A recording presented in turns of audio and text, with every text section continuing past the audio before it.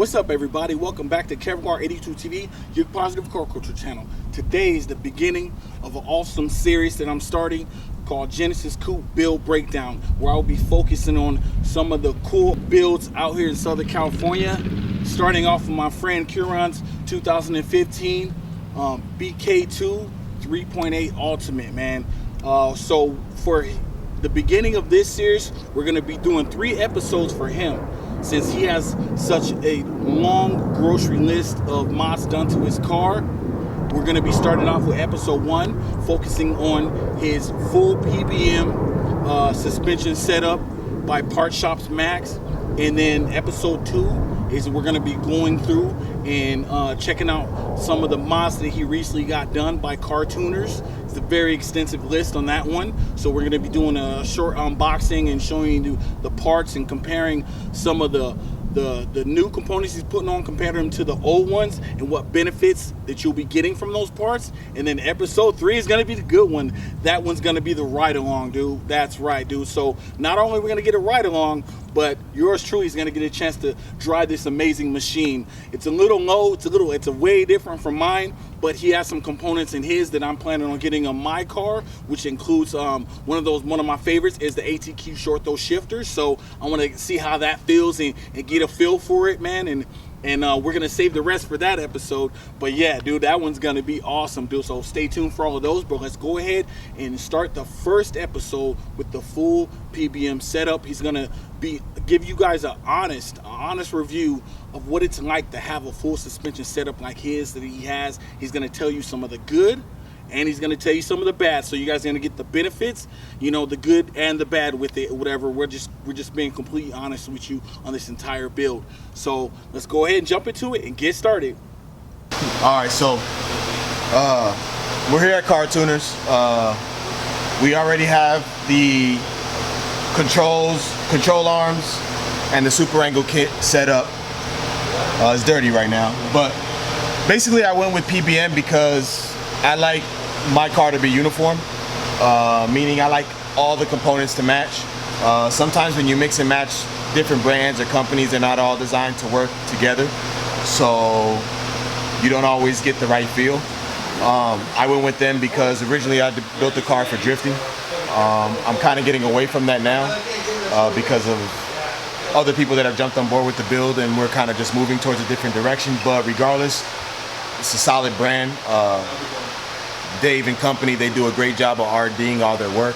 So before you even buy the part and put it on your car, they've done countless hours of research on the car. They've tested it out before they put it on the market. And as they put stuff out and they get feedback from the drivers, they make improvements where need be. In terms of just welds or just adding or taking away. So I went with them. The whole control arm assembly allows me to make full adjustments to the wheelbase, camber, caster, toe, and just lets me set it up for drifting, drag, whatever I want to, set the car up for. Right now I have it all set up for street.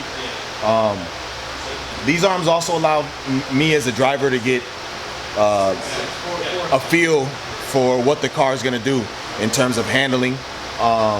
You don't get that with the stock control arms.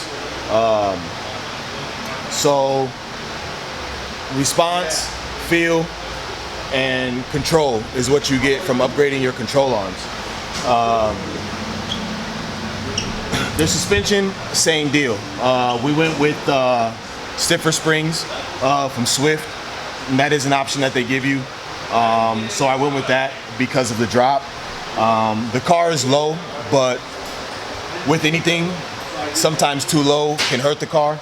I'm right at the point where the car has superb handling, and I'm not damaging anything.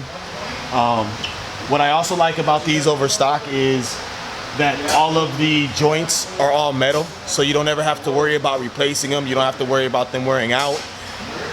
The metal joints are what help give you that feedback from the car to let you know how the car is going to respond, what it's going to do. So you can't go wrong by upgrading your control arms. So if you slide up to the front, you see we got the Super Angle kit installed. Pros and cons for the kit for anybody that wants to do it.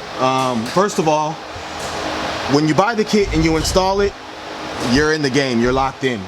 If you look right here, we had to cut the stock knuckle in order to mount the new knuckle to the old one. Once you do this, you're like I said, you're locked in and you're there. You can't go backwards unless you buy another OEM knuckle and then put the arms back on. But the Angle kit allows you to turn the wheel a full 90 degrees. But it also changes the geometry of the front wheels altogether. So you can't go back to where the stock geometry was, or where the wheels sit within the fender well. So what this does is, when you make adjustments to the caster, as you push the wheels forward, you also push the wheel out. So it widens the wheelbase. This is great for drifting, so when you get the car sideways, that you're able to hold your line through the drift. This is great when you're actually using it for drifting, because the car's not supposed to be as low as mine is, but because I'm this low, I've ran into problems with it because of the placement of the wheels. And if you jump outside real fast, you can see that your fenders, if you go with, even with OEM wheels, you won't get the beef jerky fenders like I have, but you will get some rubbing. So you can either modify your fenders by going with wide body fenders, or you can actually shave this up to allow wheel clearance. I have 19 by 9.5 in the front with the plus 22 offset, and 10.5 or 19 by 10.5 in the rear. I don't have any rubbing issues in the rear, just in the front.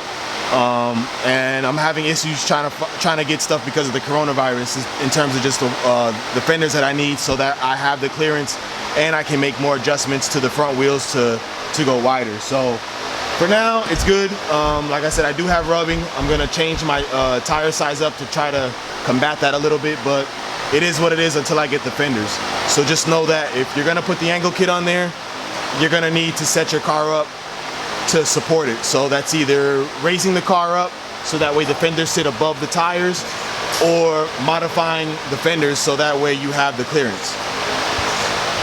So yeah, this is basically the pros and cons of it. Like I said, I like it because it's all uniform. Again, you get the same responsiveness by having the metal joints and in the front and the rear with the arms. I know what my car is gonna do. I know how it's gonna respond. You can feel it. And it just allows you to just get busy on your car whenever you feel like it. So definitely a dope upgrade. I'm really gonna enjoy it once I get the fender issues squared away. And yeah, it's a dope mod, man. You know, shout out to Dan and Tommy and the rest of the crew for blessing me with these parts. Solid work, you know. The welds on here are nice. I haven't had any issues with anything cracking, nothing breaking, and nothing seizing up because you keep it on one setting for a long time and then you want to break it and do something new. I've never had any problems with the control arms or the Angle kit since I've had it. So it's a dope mod, it's a dope product, and yeah, I recommend it to anybody that just wants more control, or just, their car to just be uniform, So yeah, we also have stainless steel brake lines, upgraded rotors, upgraded pads. I also have the stiffer springs in the front, Swift springs.